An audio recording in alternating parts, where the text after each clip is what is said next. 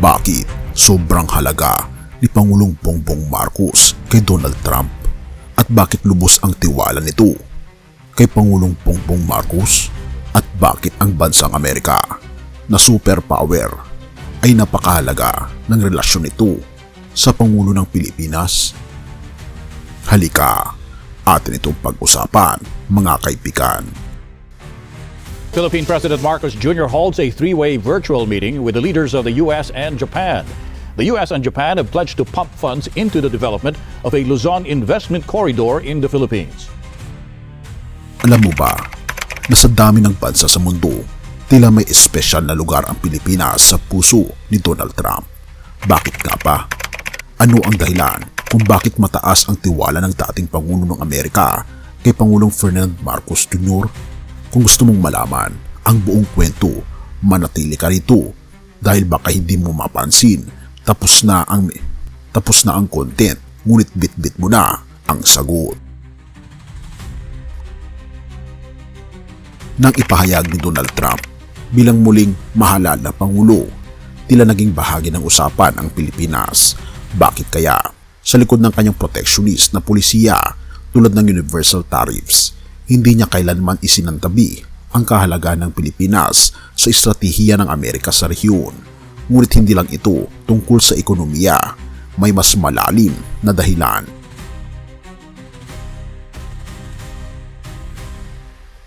Ayon sa mga eksperto, si Pangulong Marcos ay may kakayahang kumbinsihin si Donald Trump.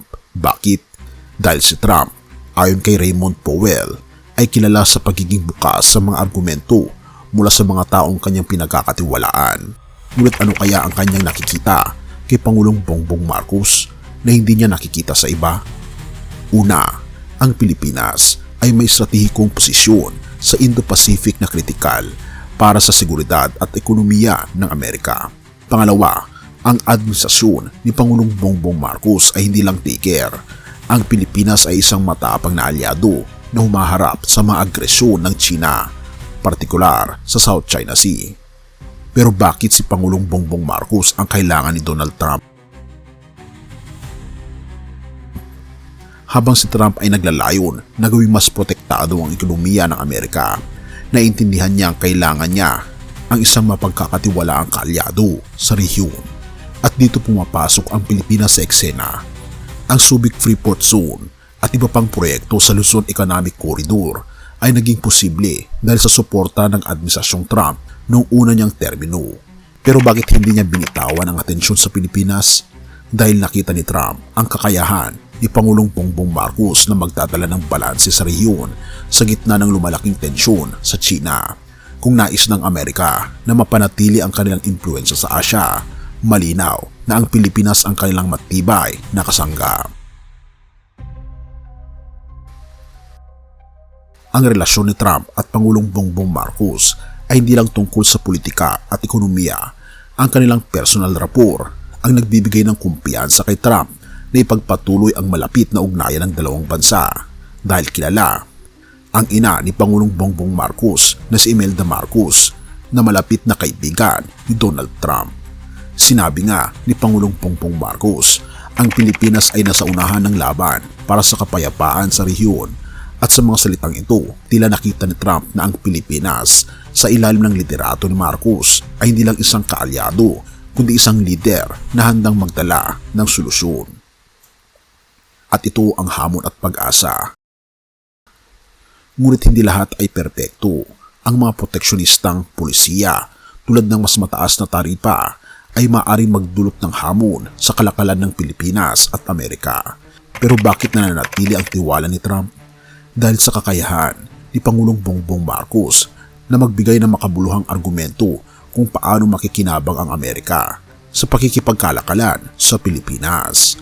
Ang export ng semiconductors, ang pagpapalakas ng AI-related industries at ang matibay na sektor ng BPO ay ilan lamang sa mga aspeto na nagpapakitang ang Pilipinas ay isang mahalagang bahagi ng global supply chain. Bakit sobrang halaga ni Pangulong Bongbong Marcos?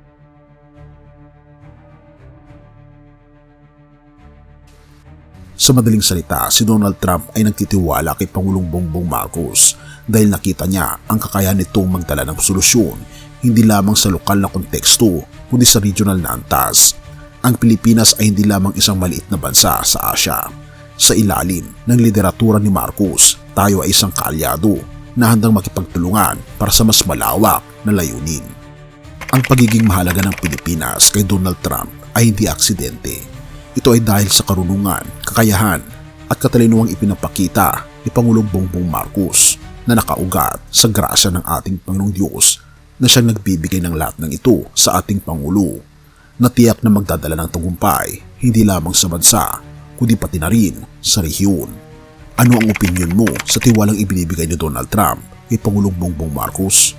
I-comment mo naman sa ibaba upang malaman ko rin ang iyong saloobin. Awit 33 verse 12. Mapalad ang bayan na ang Diyos ay ang Panginoon, ang bayang pinili niya upang maging kanyang sariling pag-aari. Ang relasyon ng Pilipinas at Estados Unidos ay higit pa sa diplomatikong ugnayan. Sa ilalim ng liderato ni Pangulong Ferdinand Marcos Jr., kitang-kita ang gabay ng ating Panginoong Diyos sa pagtataguyod ng kapayapaan at pag-unlad. Ang pagtitiwala ni Donald Trump kay Pangulong Bongbong Marcos ay hindi lamang base sa kakayahan ng tao, kundi sa mas malalim na layunin ng ating Panginoong Diyos para sa ating bansa. Ang Pilipinas bilang bansang may takot sa ating Panginoong Diyos ay ginagabayan upang maging ilaw at inspirasyon sa rehiyon, lalo na sa mga panahong puno ng hamon at pagsubok. Naway patuloy tayong magtiwala sa kanyang plano habang sama-sama nating nilalakad ang landas ng progreso at tagumpay. Purihin ang ating Panginoong Diyos at tayo manalangin. Ama naming Diyos na makapangyarihan sa lahat, na siyang umiibig sa buong sanlibutan at nag-aalaga sa aming lahat. Salamat po sa biyaya ng buhay, kapayapaan at kaunlaran na ipinagkakaloob mo sa aming bansa. Salamat po sa patuloy na paggabay mo sa aming lider na si Pangulong Ferdinand Marcos Jr.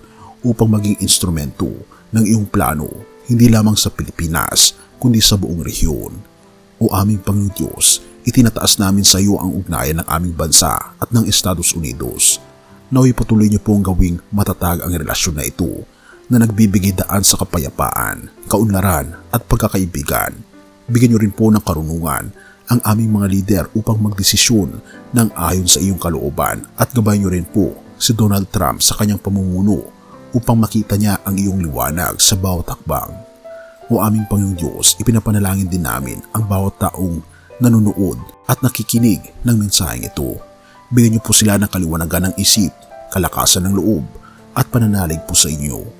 Naway makita nila ang lahat ng tagumpay at relasyon ay may mas malalim na layunin, ang paglalahati sa iyong banal na pangalan. Nanawa lahat ng aming ginagawa ay magiging kapuri-puri sa inyong harapan. O aming Panginoong Diyos, salamat po dahil ikaw ang aming sandigan at pag-asa. Patuloy niyo po kaming samahan, maging ang aming bansa sa mga pagsubok at tagumpay. Dahil naniniwala kami na pagkasama namin ang aming Panginoong Kristo sa aming buhay ay wala pong magiging problema sapagkat kasama po namin parati ang solusyon sa aming problema, ang aming best friend na walang iba kundi ang aming Panginoong Kristo.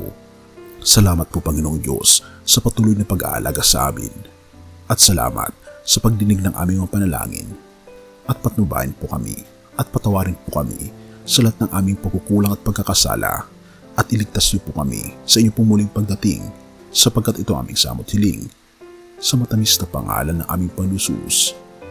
Maraming salamat po. Amen.